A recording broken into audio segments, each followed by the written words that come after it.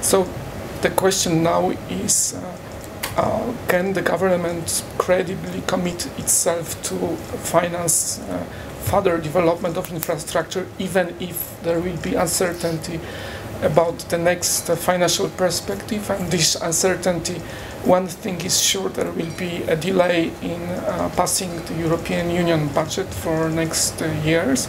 And second, there will be a discussion how much money for New Europe and how much money for old Europe in trouble.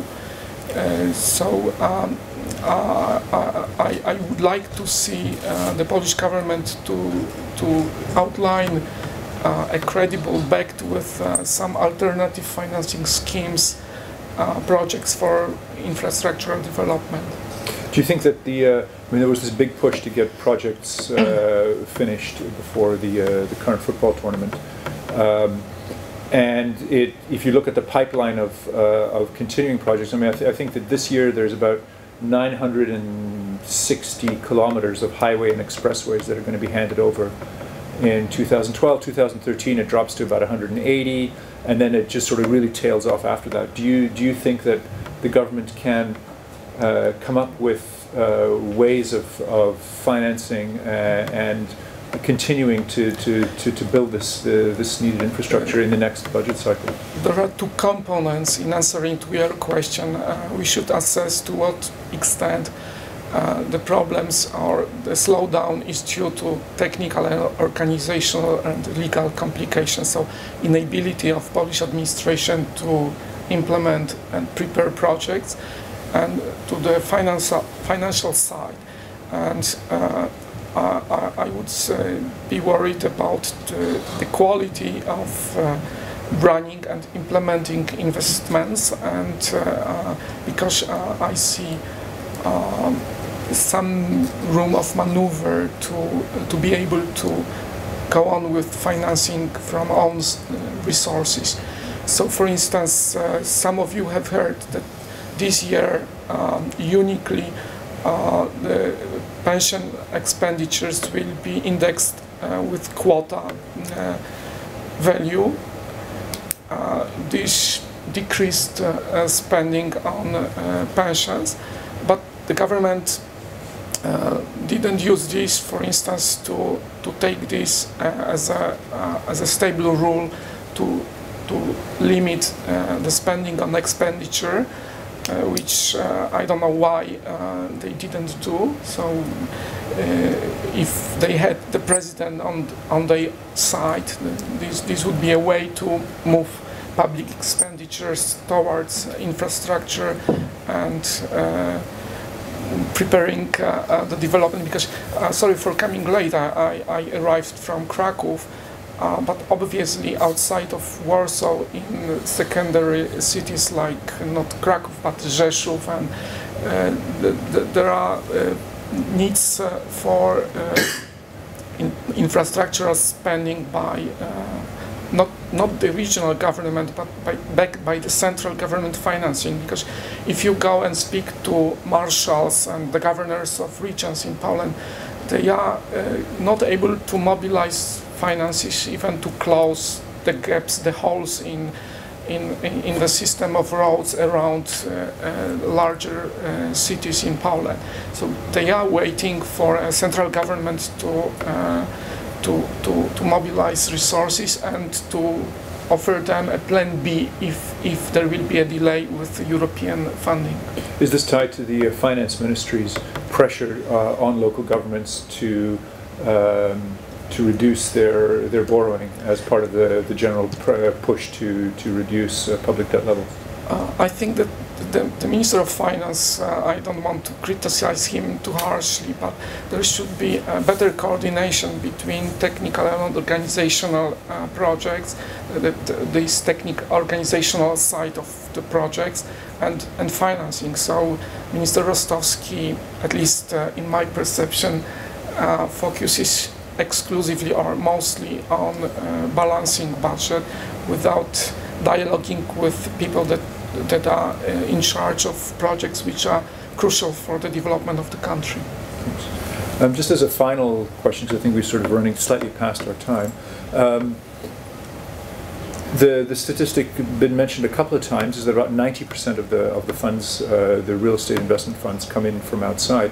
And I'm curious if there's if anybody would be able to comment on from an outside perspective of people sitting in the Netherlands or the UK or Germany, is the amount of money that Poland gets from EU structural funds taken into account when making investment decisions in those places deciding to come into Poland? Is that something that is on the radar and that helps drive commercial real estate investment decisions? Mirek Januszka, I run the investment team for Polonia Property Funds. I'm not fundraising at the moment, but I remember 2007, 2008, when I was in Ireland, and we have raised 200 million euros over 2 months in Ireland. Of course, Ireland was a different place. But this was funds aimed for Poland, or yes, right. It's all dedicated for Central Eastern Europe, right, with 80% focus for Poland. And when I was in front of the Irish investors, and I remember that date when we just got Euro 2012 and said in 5 years we will have the games and Poland will get money to finance the road. People were really understanding this, and they were running towards Poland because they all remembered when Ireland and Spain joined EU, the amount of money they got and the impact it had on the economy. They remembered this. They remembered this in 2007. They knew what was going to happen to Poland. I'm not sure about the situation today, but still, when I talk to the investors in the UK, they all want to invest in Poland. And I think the difference is still economy. It's a catch-up story, that this is a catch-up economy, yeah? I think they still believe that the economy in Poland will continue to grow. Right. And they see the interlink between economy and the commercial markets very strong, and they still believe in this. It's still very easy to sell Poland. So when you go on when you do your next round of fundraising, you think that this sort of sexy Poland story still sells? That you'll it still sells. I still get calls, a lot of calls from investors. I think the institutions are difficult, but the private individuals, and in the UK, private individual is somebody sitting on €250 million of cash. They still love Poland. Right. They still believe. I still a lot of private money that will go into the Polish money, and so in Polish property. The phenomenon that, and I've been in the commercial market for a number of years. The phenomenon that we will see in the coming years, it's not foreign money, we will see Polish money. That is going to change. Pension funds or private? Private money.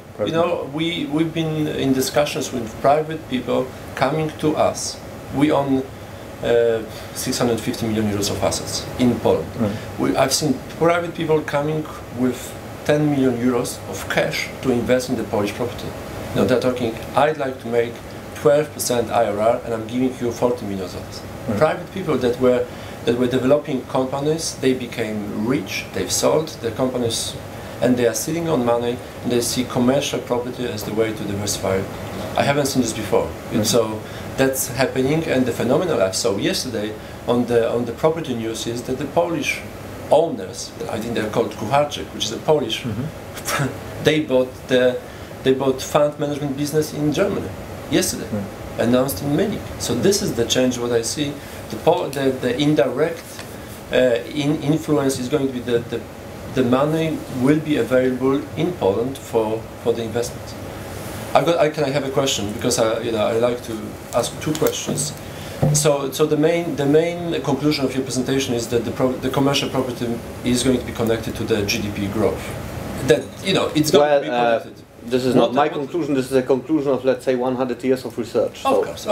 So what are the projections? So what are the projections for the next 6 years? What is going to happen to the Polish economy versus EU over the next 6 years? We've seen the the green map. That's one question. Okay, and the second question is, what is going to happen to Polish zloty and euro? The risk that we are having. No. Okay. The risk we are having at the moment. Again, I'm sitting in. What is the third question? The second question is what is going to happen. Bring your crystal ball with you. No. The question is, when I was in Dublin 2 years ago, and the zloty was devaluated by 20% 2 years ago. Okay, they said, what's going on? Your property is valued in euro. But you are in Poland. The investors were saying your property should be devaluated by 20%. Because your currency has been devalued by 20%. So they didn't believe in the valuations. Why? The valuations of the Polish property should be in euro. So the question is, one is, of course, what is going to happen to the GDP growth, which is going to be crucial. The second, do you see the impact of the Poland joining EU? Do you see the impact on the values and on the commercial property in Poland? Do you see any impact on that? Okay, no, I asked for the third question because those first two questions are, let's say, very problematic. I think the official view is that we don't make speculations. I think we leave that to other people, like whoever, but the central bank cannot make speculations. As concerns the growth path, I would like to refer to the publications, to the official publications, where there are the models like the NECMOD model, which looks at the whole Polish economy, takes into account the GDP growth abroad and so on and so forth. So I think I would like really to advise you to read those documents, because this is the official position. And the question concerning the euro, I think in Poland and in some other countries which have made this change from the previous system, the economic system, to the new system, there was, in general, the usage of foreign currency, especially in long-term views. Like, people were buying flats, and even in the old system, they used to pay like $5,000, for example, was the price for a flat. And this is something people still have in mind, and maybe this makes people to value property in foreign currency.